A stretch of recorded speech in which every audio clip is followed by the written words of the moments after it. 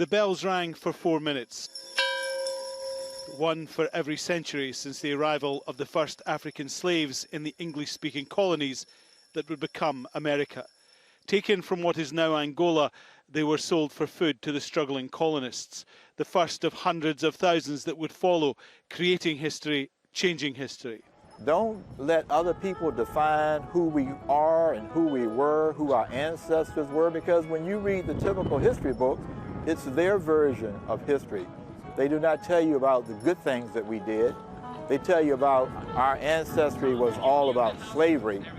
And our Africans were not slaves, we were enslaved. We're here today to pick up those broken pieces and try to heal from the wounds of slavery. Everyone was infected. Slavery was an international trade, and everyone profited. Many people profited from the slave trade, and many people were broken by it. This is 400 years ago, where my ancestors came across on those boats as what are called venture servants. And I wanted my wife to know a little bit about the history of my people. Even after the abolition of slavery, African Americans faced open hostility, brutality, murder, efforts to block integration, attempts to stop them voting. It is calling all of us to heal the wounds of pain. In recent years, they've seen the rise of white nationalism and overt racism.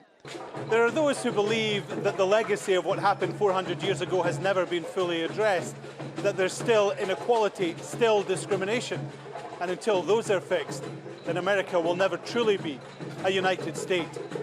America still has a legal muscle memory towards racialism, towards inequality. And so after 400 years, historians are now telling that truer story, that more accurate story about the true origins of our nation, about this original sin that people talk about. The waves delivered the 20 and odd slaves as they were described. They would never leave these shores again and would never have imagined 400 years on their lives, their legacy would be remembered by so many people who felt connected. Alan Fisher, Al Jazeera, Hampton, Virginia.